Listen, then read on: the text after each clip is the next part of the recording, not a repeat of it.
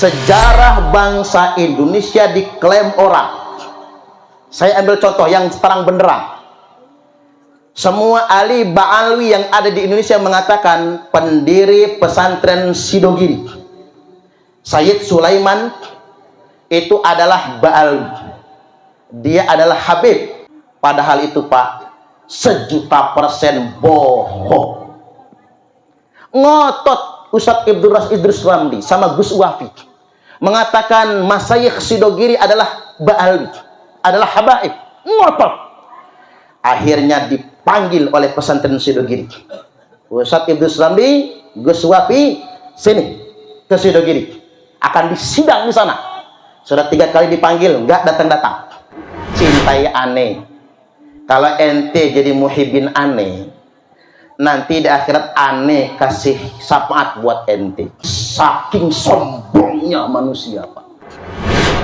Tuan Syekh Abdul Qadir Al-Jilani bersama Sultan Salahuddin Al-Ayyubi memberantas nasab palsu, yakni Ubaidillah bin Ahmad Al-Habhab, Ubaidillah bin Ahmad Al-Mahdi, Ubaidillah bin Ahmad Al-Habib. Maka saya lihat Bapak Ibu, gerakan merungkat orang-orang yang ngaku cucu Nabi ini rata-rata dimulai oleh gerakan Thariqah se-Indonesia. Di dakwahnya Kiai Imad dari Banten itu Pak, bukan benci Habib, justru ingin menyelamatkan para habaib.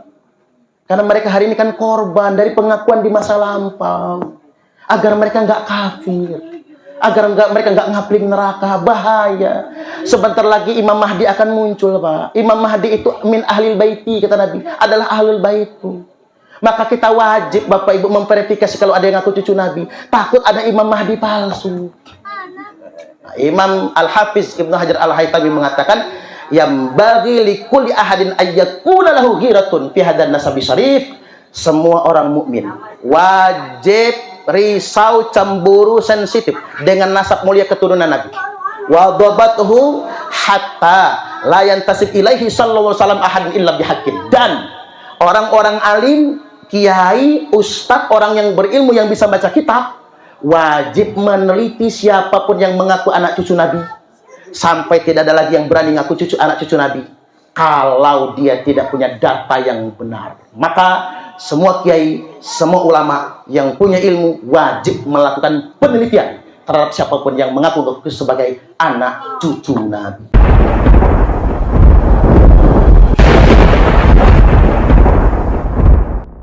Jadi hari ini saya menganggap yang hadir tak semuanya sepakat dengan apa yang saya sampaikan nanti. Tapi anggap ini ilmu. Ilmu itu boleh diambil, boleh ditolak, nggak apa-apa. Saya ambil contoh sederhana. Minggu malam Senin yang lalu, Ustadz Bahar Smith ceramah di Tanjung Rame. 30% jamaahnya itu jamaah saya, Pak, yang belum tentu setuju sama Ustadz Bahar Smith. Tapi saya suruh mereka hadir ke sana, rame ikut hadir semua. Yang bisa diambil sebagai ilmu ambil, kata saya. Yang enggak, ya enggak apa-apa, tapi jangan bikin ribut di sana. Lanjut minggu kemarin, minggu malam Senin juga, Kiai Haji Imaduddin Utsman Al-Bantan datang ke Lampung juga di Fajar Barat. 30% jamaah yang hadir itu orang yang enggak sepakat dengan Kiai Imad. Ya dengerin. Namanya ilmu boleh diambil, boleh ditolak, tapi dengerin. Jangan tutup kuping, jangan tinggalkan lokasi, karena itu ilmu. Pasti ada hikmahnya buat kita semua. Cocok atau cocok? Yang penting jangan ribut, ya. Yang penting jangan berantem yang salah. Beda pendapat boleh, benci jangan. Benci yang nggak boleh. Kesel boleh, benci jangan. Ngambek boleh, benci jangan. Bu, pernah ngambek, Bu? Sering malahan. Boleh, Bu, ngambek sama lakinya. Ya gimana nggak ngambek, emak-emak itu, Pak. Jarang dikasih duit belanja. Tapi benci jangan. Kalau benci ngomong begini, sial gua dapat laki kayak lu.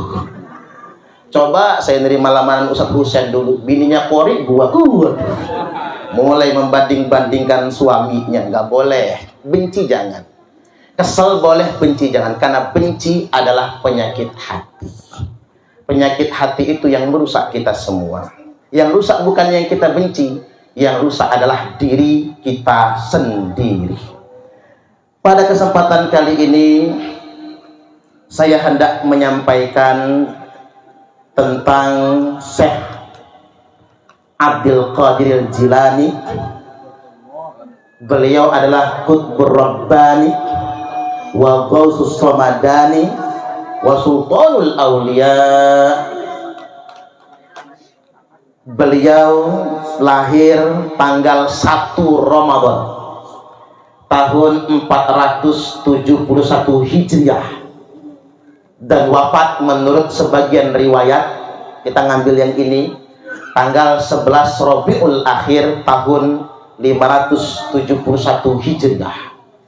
Berarti menurut kalender Qamariyah beliau wafat di usia 99 tahun 8 bulan.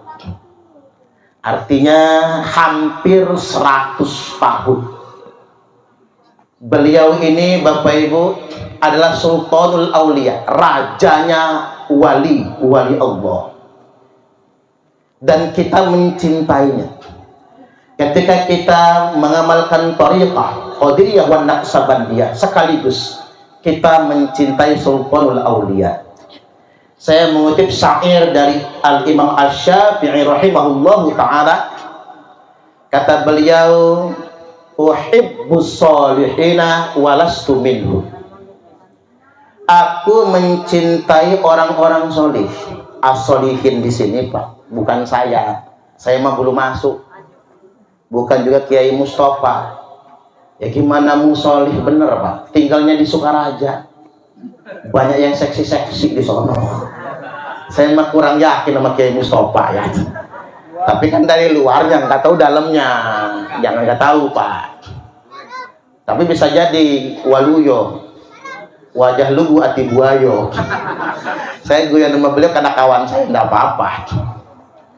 Orang soleh yang disebutkan Imam Syafi'i di sini ya orang macam beliau tentunya. Imam Malik, Imam Abu Hanifah, Imam Ahmad Ibnu Hanbal. Ya ini ulama-ulama amilin, ulama-ulama yang mengamalkan ilmu. Yang memang dari awal hidup sampai akhir hidupnya Allah tunjukkan kesolehannya dan mati dalam keadaan husnul khatimah. Itulah orang solih.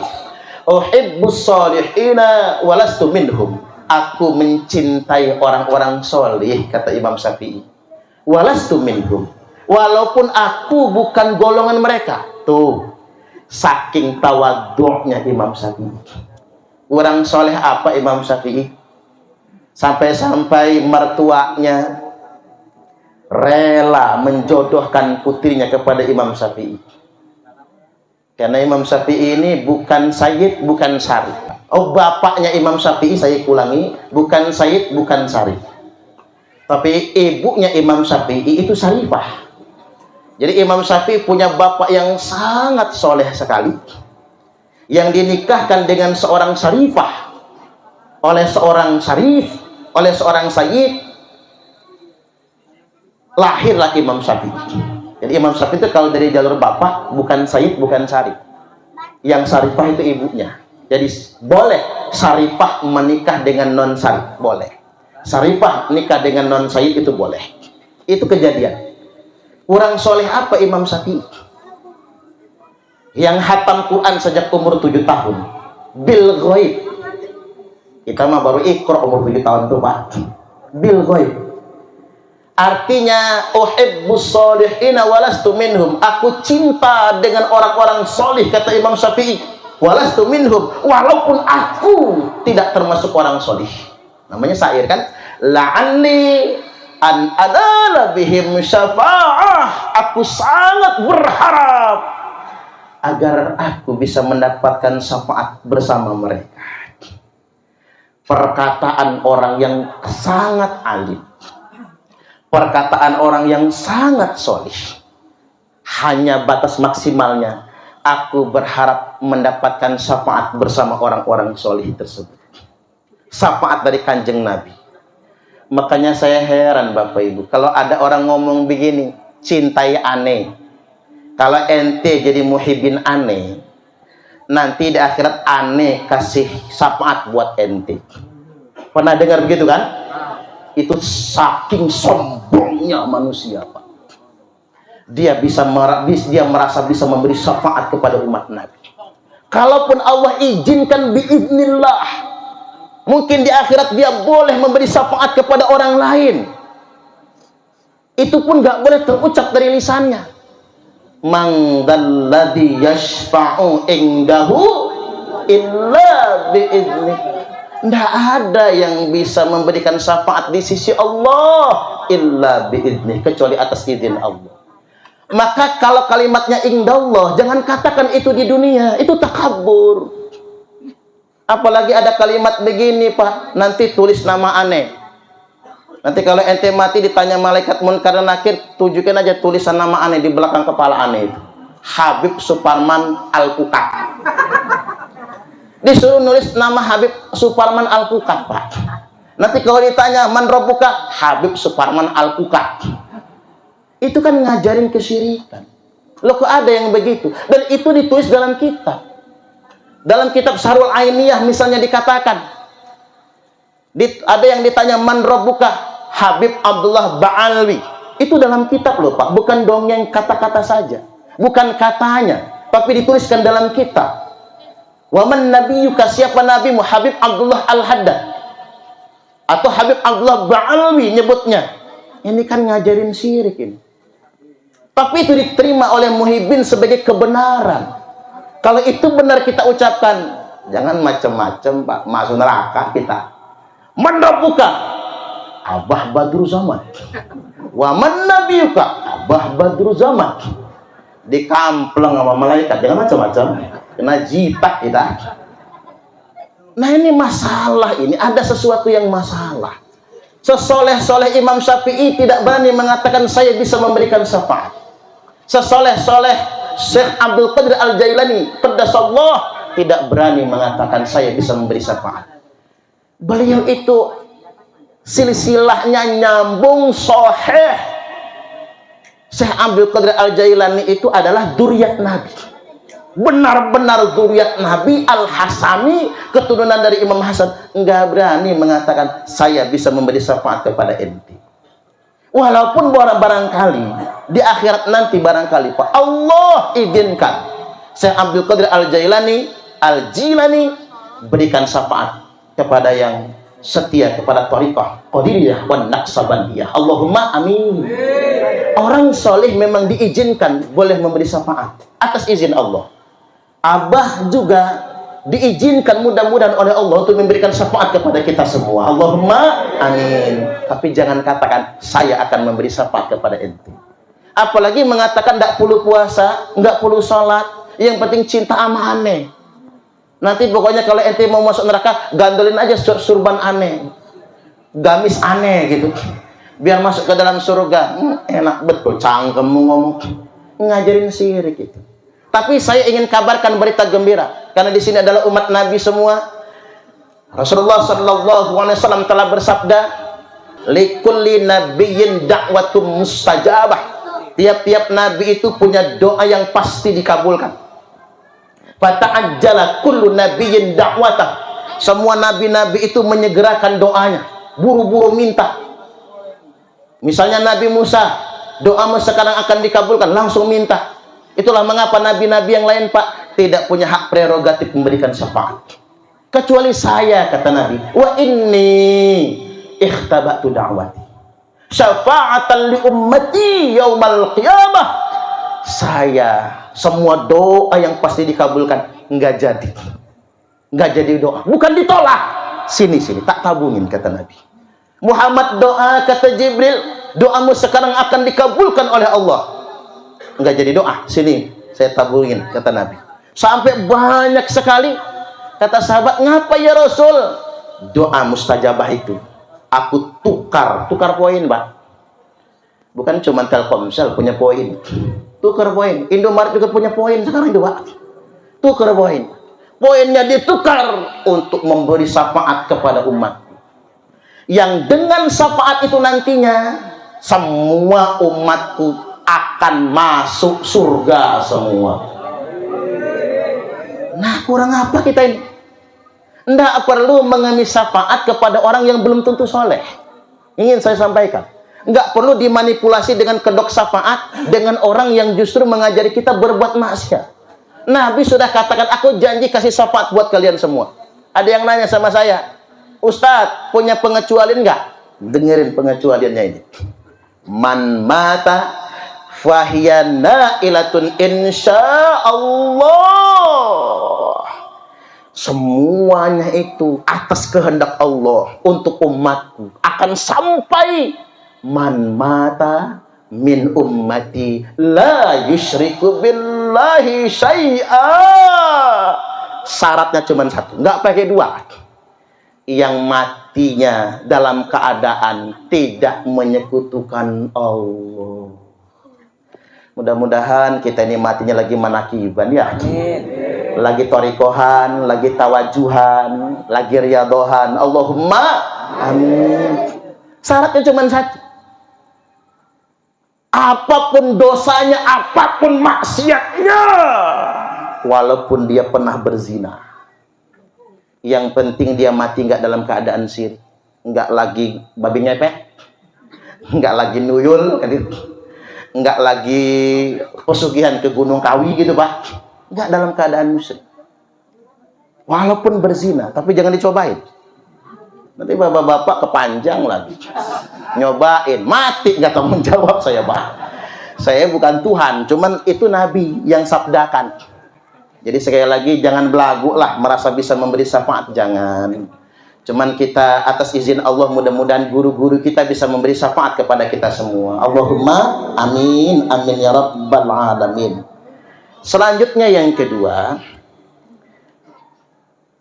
Tuan Syekh Abdul Qadir Al-Jilani qaddasallah, beliau bersama Sultan Salahuddin Al-Ayyubi memberantas nasab palsu. Halo? Ini murid-muridnya perlu tahu. Memberantas nasab palsu, nasab Banu Fatimiyah, yakni Ubaidillah bin Ahmad Al-Habhab, Ubaidillah bin Ahmad Al-Mahdi, Ubaidillah bin Ahmad Al-Habib. Jadi gelarnya tiga, Al-Mahdi, Al-Habhab, Al-Habib. Gelarnya Habib pak, namanya Ubaidillah bin Ahmad. Ini adalah pendiri dinasti Fatimiyah, mendirikan dinasti Fatimiyah di Mesir dan berkuasa di Mesir selama 270 tahun dengan mengaku keturunan Fatimah. Dia ngaku keturunan Fatimah, ngaku sebagai ahlul bait Nabi. Maka dia mengatakan, karena saya adalah cucu Nabi, dalam darah aneh mengalir darah Rasulullah, maka dia bergelar Al-Mahdi dengan memamerkan dalam darah kami mengalir darah Rasulullah. Maka orang Mesir karena ini cucu Nabi, mereka hormat dengan cucu Nabi. Mereka tidak berani melawan dengan cucu Nabi. Bininya diambil pun dikasih, karena yang ngambil cucu Nabi. Itu di Mesir pak terjadi. Hartanya dirampas, didawir. Lalu atas fatwa Syekh Abdul Qadir Jilani, atas fatwa dari beliau, keturunan Ubaidillah bin Ahmad Al-Habib bukan cucu Nabi, berantas. Maka Sultan Salahuddin Al-Ayyubi memimpin pasukan memberantas dinasti Fatimiyah. Ternyata betapa mencengangkannya pak, Ubaidillah bin Ahmad Al-Habib adalah orang Yahudi asli. Orang Yahudi asli, ngaku cucu Nabi, bergelar Al-Mahdi, bergelar Al-Habib, bergelar Al-Habhab. Ini fakta sejarah loh, ditulis dalam berbagai macam kitab, bukan kata saya. Ini benar-benar terjadi. Dan mengapa Sultan Salahuddin Al-Ayyubi berani memberantas? Karena fatwa Syekh Abdul Qadir Al-Jilani. Karena mengapa? Syekh Abdul Qadir Al-Jilani adalah gurunya Sultan Salahuddin Al-Ayyubi. Walaupun beliau wafat tahun 571, runtuhnya dinasti Fatimiyah baru pada tahun 574. Jadi baru 3 tahun. Tapi yang namanya waliullah, Pak, maka semua dikabulkan. Maka saya lihat Bapak Ibu, gerakan merungkat orang-orang yang ngaku cucu Nabi ini rata-rata dimulai oleh gerakan Thariqah se-Indonesia. Mudah-mudahan perjuangan ini dimudahkan oleh Allah Subhanahu wa taala. Allahumma amin amin ya rabbal alamin. Nah, kembali lagi, runtuhnya Banu Fatimiyah tahun 574 Hijriah.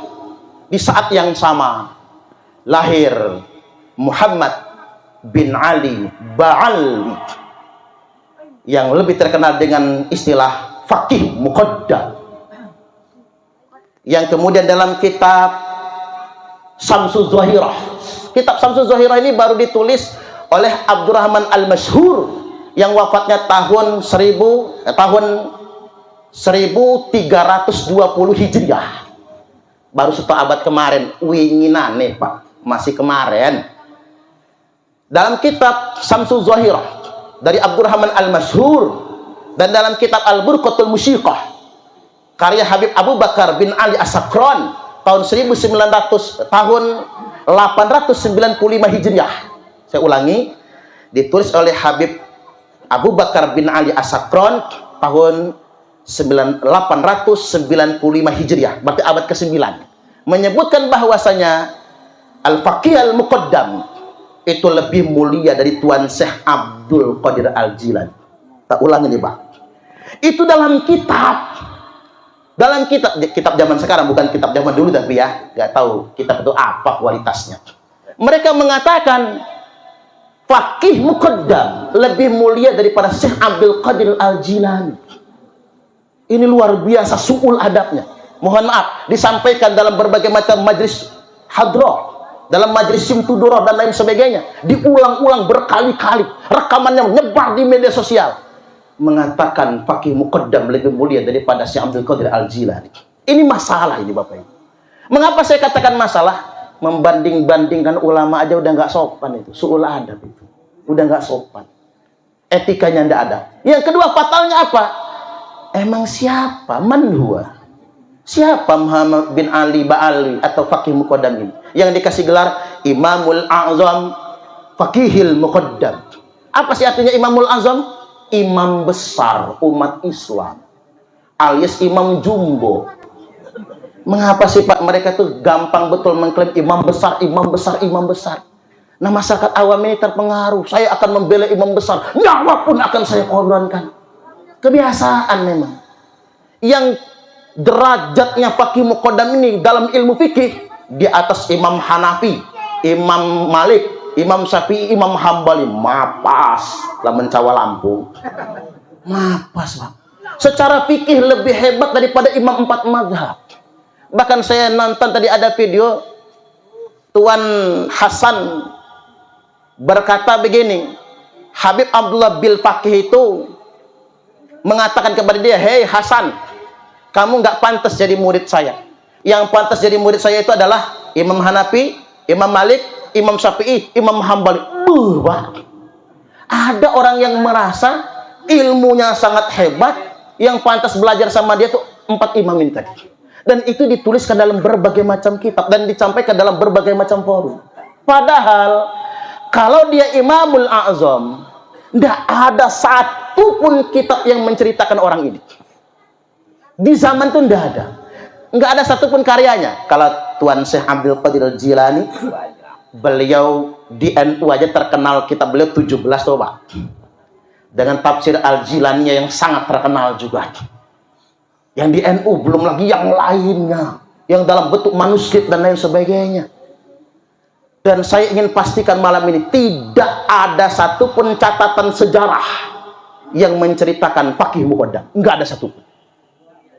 Baru disebutkan pada abad ke-14 Hijriah orang itu.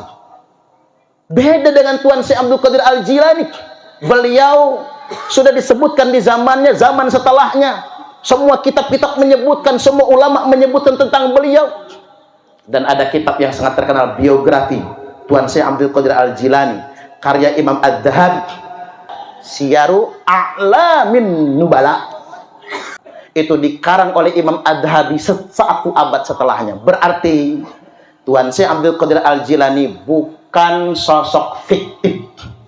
Ada kitab An-Nubala yang menceritakan sosok beliau satu abad setelahnya. Nah, ini penting bagi kita semua untuk diketahui. Jangan sampai diklaim-klaim orang sedemikian rupa.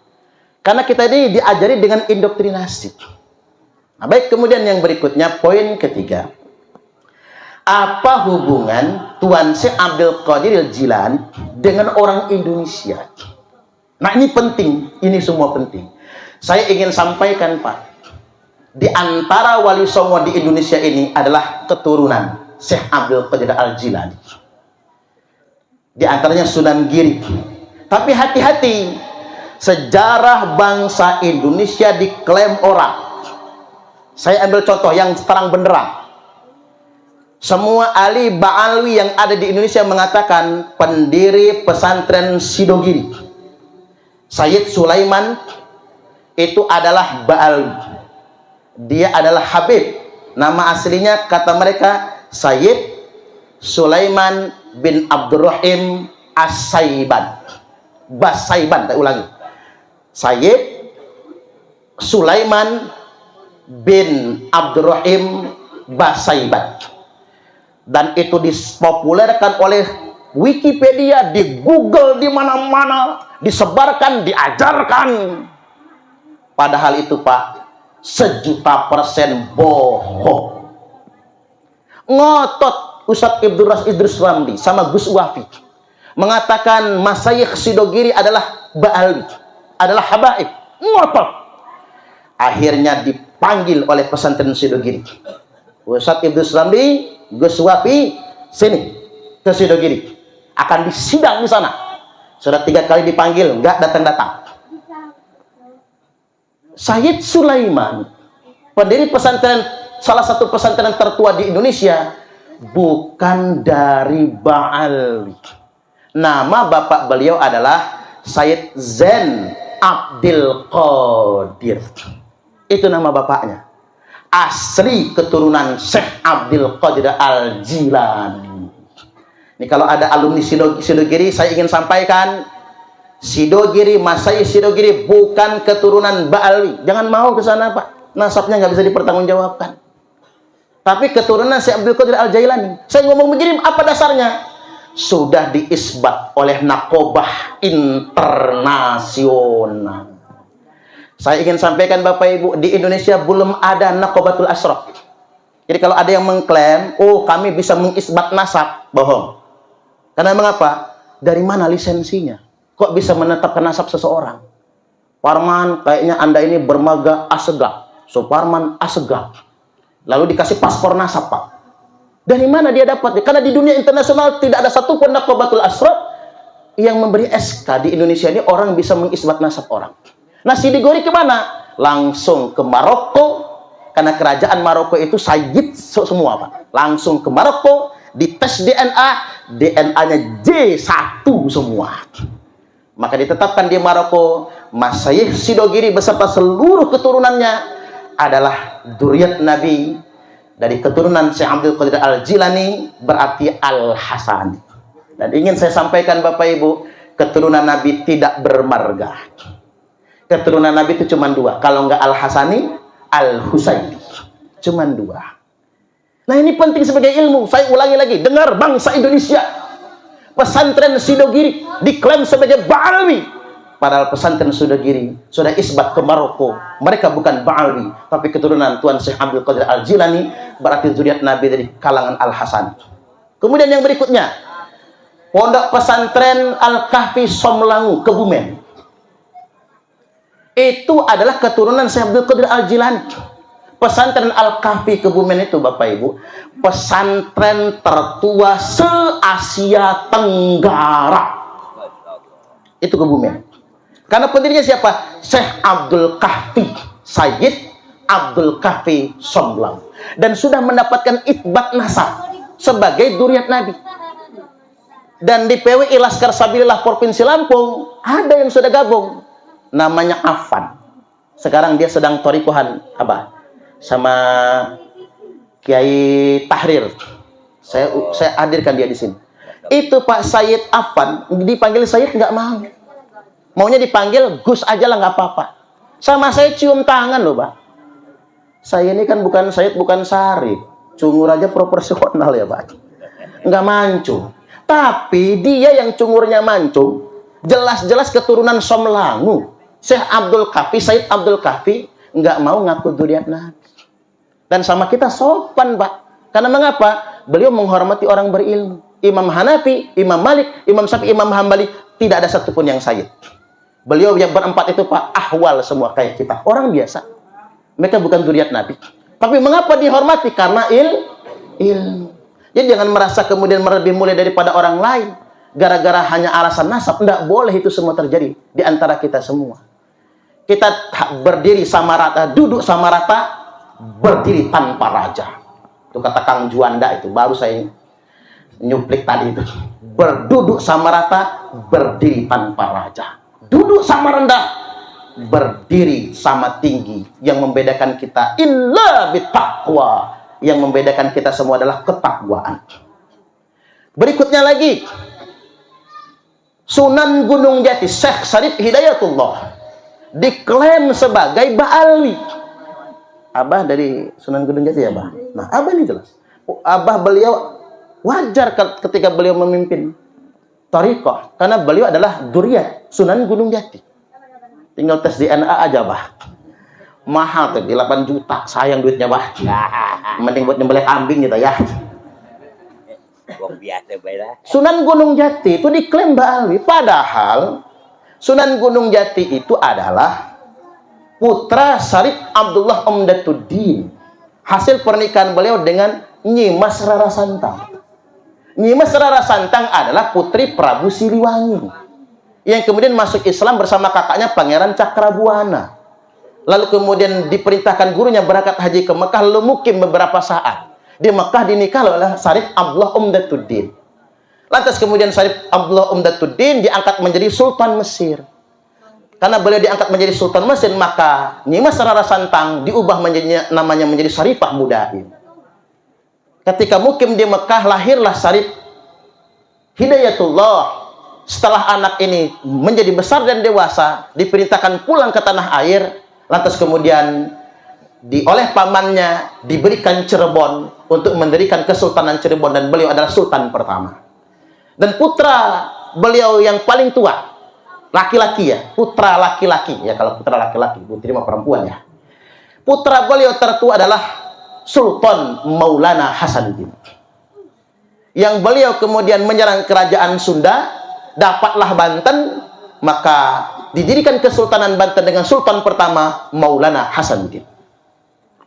Lantas kemudian Syarif Hidayatullah, beliau dapat petunjuk dalam mimpi, ada cahaya dari langit. Cahaya dikejar sampailah di Lampung, tepatnya di Pugung Raharjo. Lalu menikahi putri kerajaan Pugung. Beliau ingin menikahi putri tertua, tapi nggak dikasih. Maka diperintah menikahi putri kedua, Putri Sinar Kaca. Lalu hamil punya anak, Mina Gejalabidin. Beliau pulang sampai di Cirebon, cahaya masih ada di Lampung. Berarti salah, bukan kepada Putri Sinar Kaca. Maka beliau balik lagi ke Lampung, maka Raja Pugung memberikan putri tertua, Putri Sinar Alam. Lalu hamil, setelah dicerai ya tentunya, karena tidak boleh dua saudara perempuan dikumpulkan dalam satu pernikahan. Jangankan kakak beradik, bibi sama ponakan aja tidak boleh dikumpulkan dalam satu pernikahan.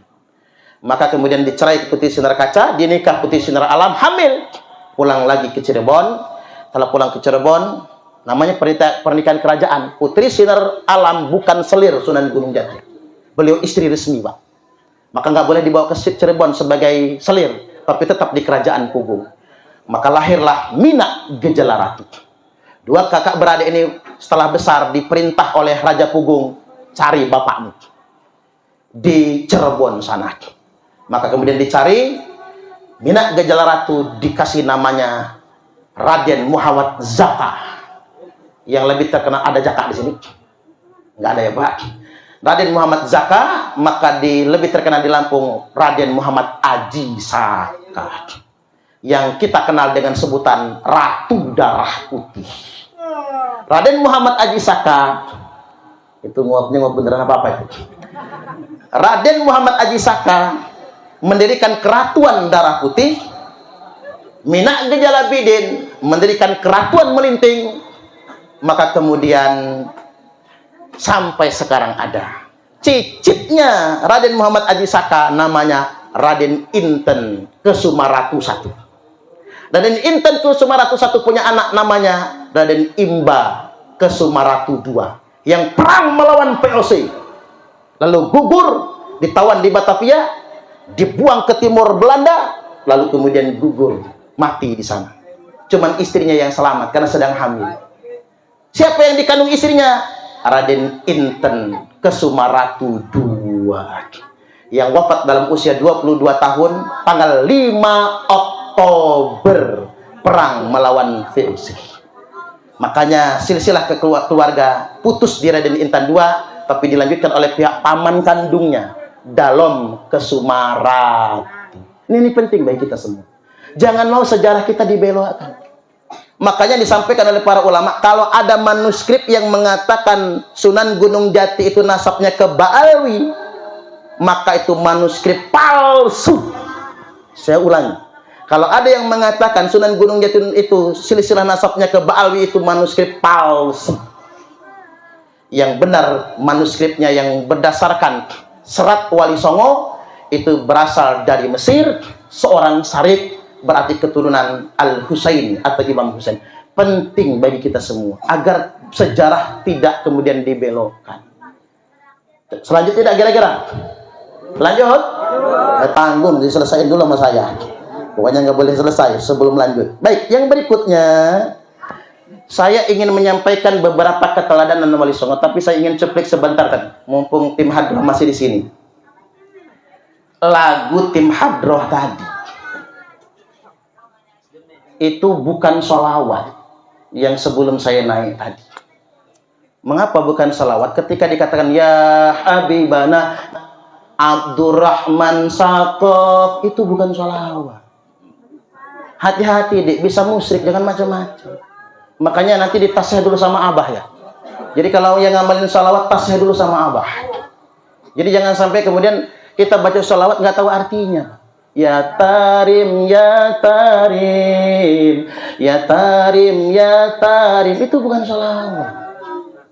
Mending kita ngomong ya Lampung, ya Lampung, ya Lampung, ya Lampung. Mending begitu. Kebanggaan kita kepada daerah kita. Itu bukan sholawat. Nah tapi nggak apa-apa. Santri saya maklumi karena mungkin pinter ngajinya Pak. Belum tentu tahu arti maknanya. Saya penting untuk saya ingatkan. Baik, sedikit lagi saya hendak sampaikan. Yuk kita meneladani Wali Songo. Wali Songo itu kalau tidak salah Pak, cuman 2 yang bukan keturunan Nabi.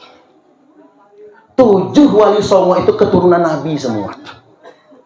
Walaupun memang nasab ke bawahnya karena tidak dicatat, kalau kata orang tua Pak, pati obor. Sengaja Wali Songo tidak mau membanggakan nasabnya, nggak mau. Mengapa tidak mau? Kita mulai dari yang pertama, Sunan Gresik Maulana Malik Ibrahim. Maulana Malik Ibrahim, mengapa dakwahnya diterima oleh bangsa Indonesia? Walaupun sebelumnya sudah ada Islam Pak, tapi belum ramai. Baru rata Islam di Indonesia ini setelah Sunan Gresik masuk Indonesia. Wali Songo berdakwah di Indonesia. Walaupun sebelumnya sudah ada kan? Ulama-ulama Indonesia juga. Nah, beliau masuk Indonesia, mengapa diterima dakwahnya? Karena beliau mendakwahkan Islam tanpa kasta. Nggak ada kasta. Nah, di Indonesia waktu itu berkasta-kasta. Coba bapak-bapak, ibu-ibu lihat film. Mengapa orang Indonesia itu semua, kalau perempuannya rata-rata dulu, pakai baju yang dadanya terbuka. Iya kan? Nonton film Mak Lampir nggak? Brahma Kumbara gitu kan? Walaupun film kan sudah improvisasi ya. Tapi rata-rata telanjang dada. Hanya ditutup dari payudara sampai lutut saja. Dan laki-lakinya orang Indonesia itu Pak, cuman pakai pakaian yang nutup udel sampai lutut. Itu rata-rata 90% bangsa Indonesia, bangsa Nusantara aja dulu, belum ada Indonesia soalnya. Itu pakaiannya kalau perempuan dada terbuka sampai ke lutut, laki-lakinya dari udel sampai ke lutut. Mengapa? Karena Indonesia dianggap oleh bangsa-bangsa sebagai budak, kecuali raja-raja, kecuali raja-raja dan kerajaan. Dan waktu itu agama itu hanya boleh dianut oleh kerajaan. Majapahit misalnya, yang bukan orang kerajaan, orang rakyat jelata nggak boleh beragama, karena tuan mereka adalah bangsawan kerajaan. Dan pakaian mereka tidak boleh menggunakan jubah, mereka nggak boleh menggunakan gamis, mereka hanya boleh berpakaian telanjang dada sampai lutut. Kalau perempuan, laki-laki telanjang badan sampai lutut. Karena mengapa? Dianggap budak. Tiba-tiba datang Maulana Malik Ibrahim, kita berislam yuk, di Islam tanpa kasta. Loh kok tiba-tiba zaman sekarang Pak, ada yang mengajarkan kita pakai bahasa agama, warga agama kelas 1. Merasa setara sama dia saja salah Pak.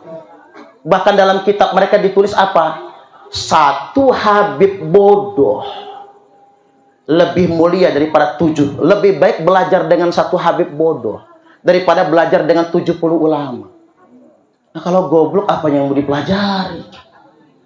Satu kaki Habib ahli maksiat lebih mulia daripada kepala ulama yang mengamalkan ilmu. Ini bukan fitnah ini Pak. Dalam kitab Ba'alwi ditulis ini. Ini yang mereka ajarkan di majelis-majelis mereka. Dulu Maulana Malik Ibrahim mengajar kepada kita tanpa kasta. Lalu tiba-tiba di 2024 kita mengajarkan kasta. Nabi sallallahu alaihi wasallam telah bersabda, la fadla li'arabiyyin ala a'jamiyyin wala li'ajamin ala arabiyyin. Tidak ada kelebihan orang Arab dengan orang non-Arab. Tidak ada kelebihan orang non-Arab dengan orang Arab. Tidak ada kelebihan orang yang kulitnya merah dengan yang kulitnya hitam. Dan tidak ada kelebihan orang yang kulitnya hitam dengan yang kulit merah, yang kuning dengan yang putih, yang coklat dengan yang kuning. Illa bitaqwa, kecuali cuma takwa. Hari ini saya sampaikan kepada para kiai, para ustadz, para ulama sebandar Lampung. Kalau Anda tidak berani bersuara akan ini semua, berarti kita sengaja membiarkan santri kita dalam kebodohan. Ini hadis Nabi. Nabi bersabda, ya ma'asyara Quraisy, wahai orang-orang Quraisy, ini Muhammad, saya la ugni ankum minallahi syai'a. Saya Muhammad, bangsa kalian tidak bisa menolong kalian sedikit pun di sisi Allah. Nabi bersabda dengan orang Quraisy, suku, bangsa. Kalau bahasa kita, orang Indonesia, saya nggak bisa nolong kalian walaupun saya Indonesia. Nabi bicara tentang bangsa, kebangsaan. Lalu ya Bani Abdi Manafin, wahai keturunan Mbah Abdi Manaf. Nah kalau Nabi sudah ngomong Mbah Abdi Manaf, berarti bicara tentang kesukuan. Senak Lepung, Ulun Lampung. Turki turunan kita. Jalmak Sunda. Tiang Jawi. Sampai segitunya. La ugni ankum minallahi syai'a. Saya Muhammad tidak bisa menolong kalian sedikit pun di sisi Allah. Nabi lanjut lagi, ya Abbas, wahai paman Abbas, pamannya Rasulullah, la ugni anka minallahi syai'a. Saya nggak bisa paman menolong paman kalau paman nggak bertakwa kepada Allah. Ya Sofiyah, ammata Rasulullah sallallahu alaihi wasallam, wahai Sofiyah, adik bapaknya Nabi, ponaanmu nggak bisa nolong bebek kalau bebek nggak takwa kepada Allah. Ya Fatimah, wahai Fatimah, ini lebih dalam lagi nih, la ugni anki minallahi syai'a. Saya Fatimah, bapakmu, nggak bisa menolong kamu kalau kamu nggak takwa kepada Allah. Tidak ada satupun ahlul bait yang nasabnya lebih dekat dengan Nabi mengalahkan Fatimah.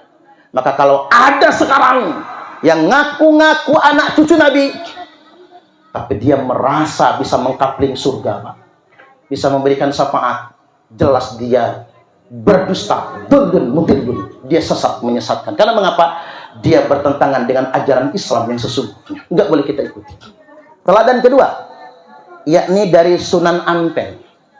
Ini Kalau teladan kedua Imam Ampel itu apa? Kita kenal dengan istilah handing cipto, nutup babakan hawa songo, menutup 9 lubang, mengendalikan hawa nafsu. 2 lubang mata, 2 lagi lubang hidung, 4, yang 2 lubang telinga, 6, yang ke-7 lubang cangkem, yang ke-8 dan ke-9 lubang bawah. Saya tahu namanya tapi nggak berani menyebutkan, Pak. Kalau Bapak Ibu nggak paham, japri ajalah nanti ya. Japri aja itu. 9 lubang ini selalu mengeluarkan kotoran. Dari mata kotoran yang keluar namanya belek. Dari hidung yang keluar namanya upil, umbel. Dari kuping namanya congek bin cule. Dari mulut namanya iler, ences, jigong. Saya sempat ngayal, Mbah, seandainya iler santri berharga, mungkin kiai pesantren sugih semua, Pak. Cukup nadahin iler santri, Pak. Jangan suruh tenggelam di bantal. Kaya, Pak. Kayak ilernya walet itu ya. Lubang bawah, yang keluar dari lubang bawah apa? Yang depan air kencing, yang belakang pisang goreng. Itu kalau lagi sehat, Pak. Tapi kalau nggak sehat, bubur kacang hijau, mencret. Itu dari Sunan Ampel itu. Terus Sunan Ampel juga punya istilah moh limo. Moh main, moh minum, moh madat, moh madon, moh maling. Karena manusia itu kalau sudah punya 5, lengkap hidupnya, Pak. Minum, madat, narkoba madat itu ya. Minum, madat, main judi termasuk judi online. Main. Kemudian madon, maling. Coba karena masuk YouTube, Pak, nanti jenengan mukanya kelihatan di YouTube. Nomor 1 main. Nomor 1 minum. Nomor 2 madat. Nomor 3 main. Nomor 4 madon. Nomor 5 maling. Ulang sekali lagi.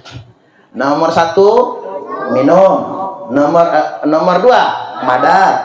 Nomor 3 main.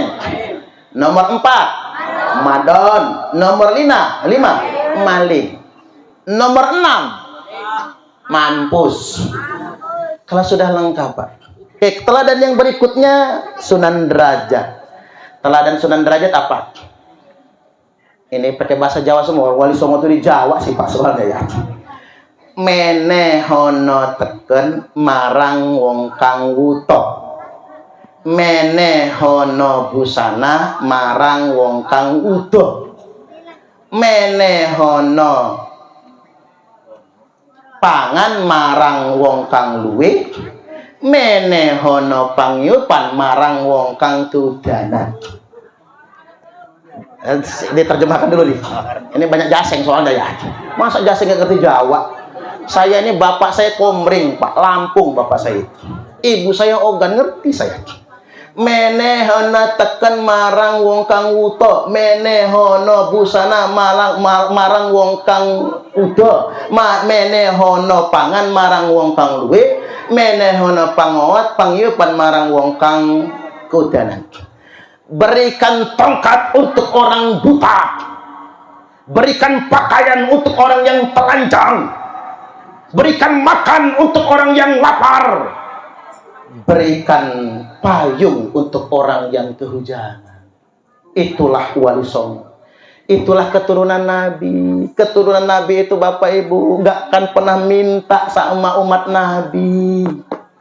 Keturunan Nabi Ahlul Bait itu, Pak, bukan minta tapi ngasih. Keturunan Nabi itu, Pak, gengsi minta sama umat. Lebih baik dia kelaparan daripada minta. Makanya jangan ngaku keturunan Nabi kalau masih nelponin jamaah. Gua mau maulid, kirim sapi 1.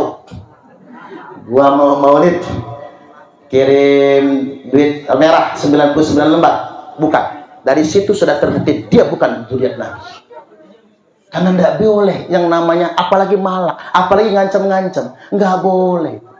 Ahlul Bait Nabi itu gengsi, minta-minta kepada umat Nabi. Halo? Saya kalau maulid saya ceramahkan begini Pak. Cerita Ali dan Fatimah yang nadar puasa 3 hari karena Husain sakit. Begitu bayar nadar, nggak ada yang dimakan. Imam Ali kerja dapat upah, buat roti cukup buat 3 hari. Pas mau berbuka, ada orang miskin kelaparan minta-minta. Udah 3 hari nggak makan, semua persediaan berbuka dikasih. Hari kedua, ada anak yatim telanjang, persediaan makan dikasih semua. Hari ketiga, ada orang yang baru saja dilepaskan dari musuh sebagai tawanan Pak, dikasihkan semua. 3 hari puasa, berbuka dan sahur hanya pakai minum saja. Datang ke rumah Nabi dalam keadaan lemah. Kata Nabi, ada apa kalian? Diceritakan oleh Fatimah. Nangis Nabi Pak. Turun firman Allah, surah Al-Insan, wa yut'imuna ta'ama ala hubbihi miskinan wa yatiman wa asira. Mereka memberikan makanan yang sangat mereka cintai untuk orang miskin yang kelaparan itu, untuk anak yatim yang telanjang, untuk tawanan yang baru saja dilepaskan. Dzurriat Nabi, Ahlul Bait Nabi pantang minta kepada umat Nabi. Apalagi memperkaya diri Pak, dengan ngaku sebagai anak cucu Nabi. Yang ada tuh mereka ngasih. Dan anak cucu Nabi, pakaian yang dia suka kalau diminta harus dia kasih.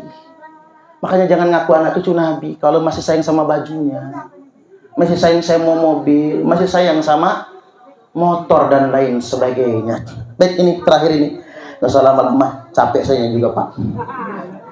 Yang terakhir ingin saya sampaikan, saya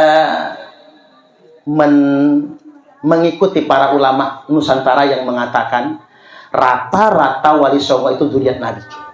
Rata-rata. Dan sudah tes DNA. Tes DNA-nya J1 terkonfirmasi.